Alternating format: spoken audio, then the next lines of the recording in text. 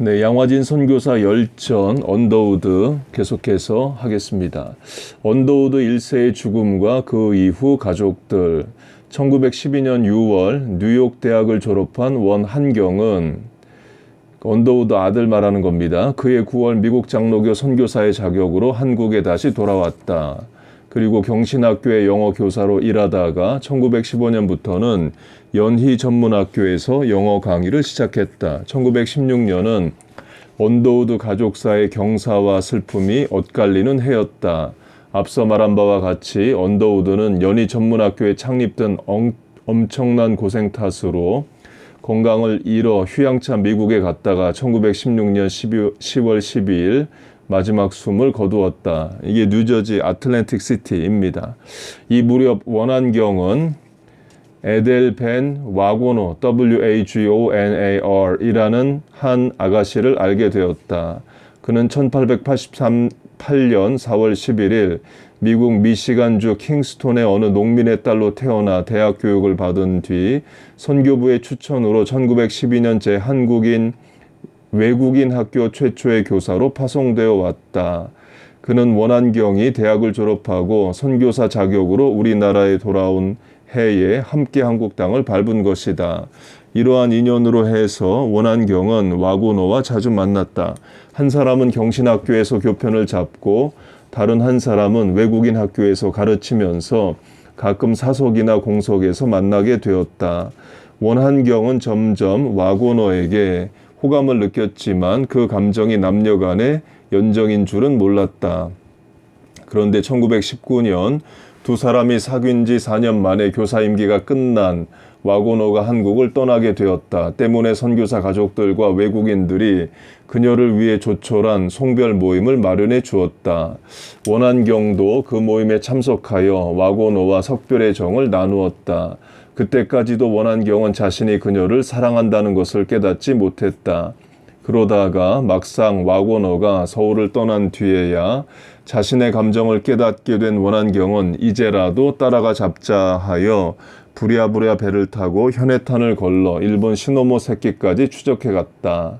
무작정 따라간 것이니 와고너가 어디 있는지 알 수도 없는 상황이었다. 그러나 다행히도 그녀를 찾아낼 수 있었다. 원한경이 와고너에게 사랑을 고백했다. 막상 당신을 떠나 보내고 나니 허전해서 못 살겠소. 왜 이제야 말씀하시는 건가요? 너무해요.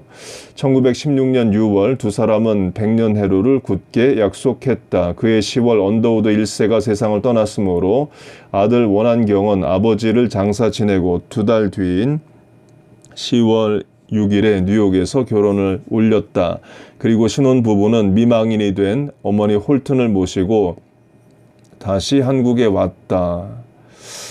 막상 떠나보내고 나니 허전해서 못 산다. 잃어버린 뒤에 깨닫는 가치가 있죠. 그래서 5글자 명언이 있습니다. 있을 때 잘해.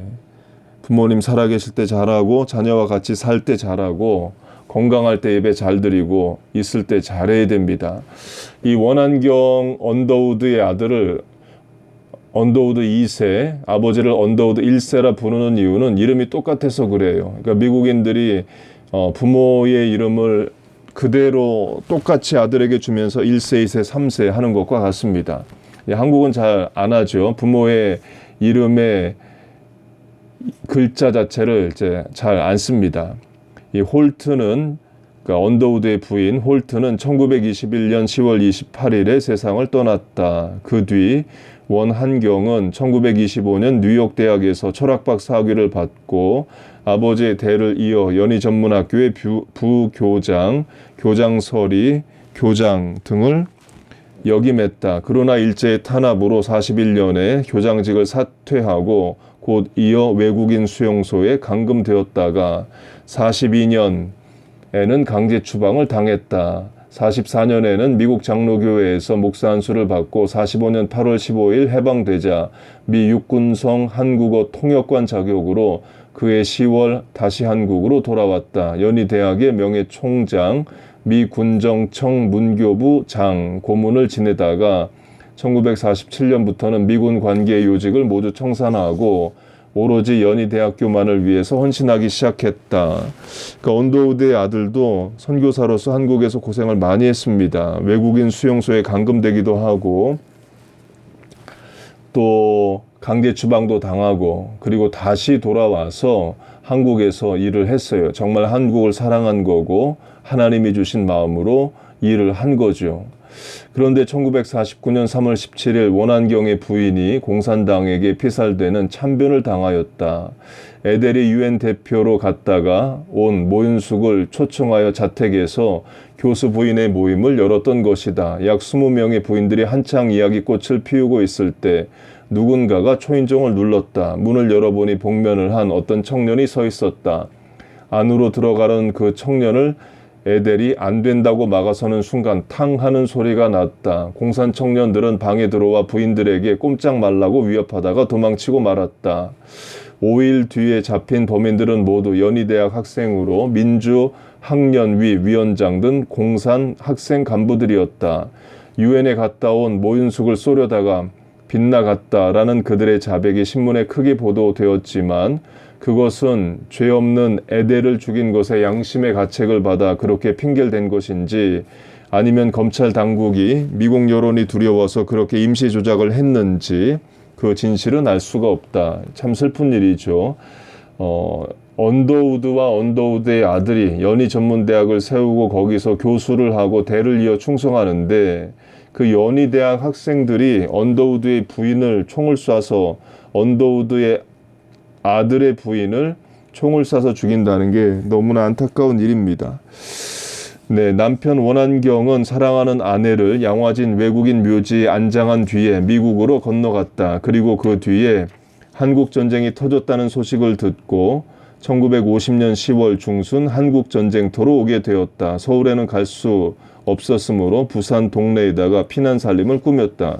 하여튼 훌륭한 가문입니다. 전쟁이 났는데 한국전쟁이 1950년에 시작해서 1953년에 끝나죠. 근데 1950년 10월 한국전쟁이 일어난 지 4개월 되었을 때 한국으로 옵니다. 이 전쟁 중에 한국으로 와요. 여러 가지로 마음에 상처를 받았던 그였기에 나날이 심장병이 악화되었다. 원한경은 자기도 아내를 따라갈 줄 짐작했는지 2월 18일에는 아펜젤로 든 미국 친구들 및 한국인 지휘들과 함께 즐거운 친목회를 가지고 이튿날인 19일에는 세 아들을 데리고 부산 동네 뒷산에 올라가 한국의 아름다운 강산과 동해 바다 경치를 즐겼다. 그리고는 그 다음 날인 2월 20일 세상을 떠났다. 현재 양화진에 있는 외국인 선교사 묘지 공원에는 미국 고향에 묻혔다가 1999년에 이장된 언더우드 1세의 묘를 비롯하여 부인인 홀튼 여사, 맏아들 원한경 박사 내외 그리고 맏손자 원희란의 무덤까지 모두 함께 있다. 언더우드 가문의 가족묘지인 것이다. 훌륭한 가문입니다. 이런 훌륭한 분들이 한국에 와서 복음을 전하고 대를 이어 3대까지 일을 했다는 것이 하나님이 우리 한국에 주신 큰 복입니다. 네, 언더우드는 이것으로 끝입니다.